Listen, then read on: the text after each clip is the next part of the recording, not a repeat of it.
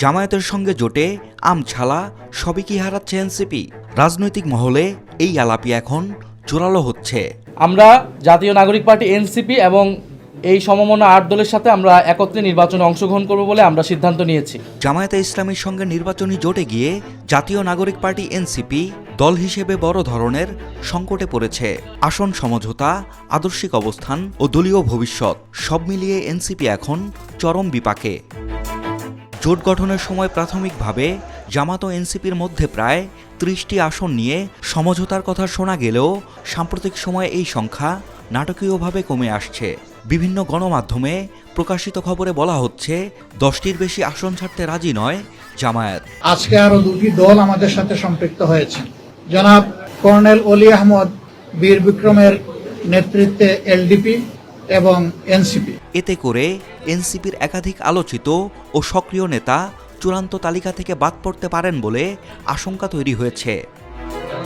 দলীয় সূত্রগুলো বলছে এই পরিস্থিতি এনসিপির ভেতরে নতুন করে অস্থিরতা সৃষ্টি করতে পারে। যদিও নির্বাচনী কৌশলের কথা বলে এখনও আনুষ্ঠানিকভাবে কোনো মন্তব্য করতে রাজি হয়নি জামাত বা এনসিপির শীর্ষ নেতৃত্ব।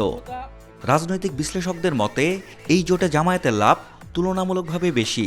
এনসিপির তরুণ ও তুলনামূলকভাবে মধ্যপন্থী নেতাদের সামনে রেখে জামাত নিজেদের দীর্ঘদিনের ধর্মীয় দলের ইমেজ কিছুটা হলেও পুনর্বিবেচনার সুযোগ পাচ্ছে। অন্যদিকে এনসিপির ক্ষেত্রে ঘটেছে উল্টোটা।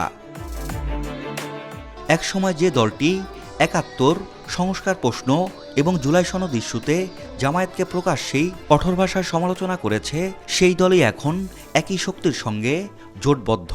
এনসিপির প্রধান নাহিদ ইসলাম নিজেও অতীতে সংসদীয় সংস্কার ও রাজনৈতিক সংস্কার প্রশ্নে জামায়াতকে দায়ী করেছিলেন। সেই বক্তব্য এখন দলটির জন্য বিব্রতকর হয়ে উঠেছে। এরই মধ্যে এনসিপির শীর্ষস্থানীয় কয়েকজন নেতা পদত্যাগও করেছে দলটি থেকে। এনসিপি দীর্ঘ সময় বিএনপির সঙ্গে রাজনৈতিক সমঝোতার চেষ্টা করেছিল বলে রাজনৈতিক মহলে আলোচনা রয়েছে। তবে শেষ পর্যন্ত সে আলোচনা বাস্তব রূপ পায়নি।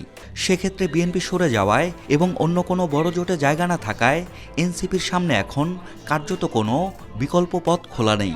এই সুযোগেই জামায়াত আসন বণ্টনে কঠোর অবস্থান নিয়েছে বলে মনে করছেন অনেকে। রাজনৈতিক বিশ্লেষকদের মতে জামায়াতের সঙ্গে জোট করে এনসিপি ভেবেছিল তারা দর কষাকষিতে শক্ত অবস্থান নিতে পারবে। বাস্তবে উল্টো চিত্র দেখা যাচ্ছে। আরও গুরুতর অভিযোগ উঠেছে মনোনয়ন নিয়ে। রাজনৈতিক সূত্রে জানা গেছে এনসিপি নির্দিষ্ট সংখ্যক আসনের বাইরে অন্য জায়গায় মনোনয়নপত্র দাখিলই করেনি। যদি শেষ পর্যন্ত সেই কাঙ্ক্ষিত আসনগুলো না পায় তাহলে দলটি নির্বাচনে অংশগ্রহণের বাস্তব সুযোগ হারাবে। এমন পরিস্থিতি তৈরি হলে তা এনসিপির সঙ্গে রাজনৈতিক প্রতারণার শামিল হবে বলে মনে করছেন বিশ্লেষকরা। বিশেষ করে সৎলোকের শাসনের কথা বলা জামায়াতের জন্য এমন অভিযোগ বড় ধরনের নৈতিক প্রশ্ন তৈরি করবে। সাজ্জাদ শুভ, দেশকাল নিউজ।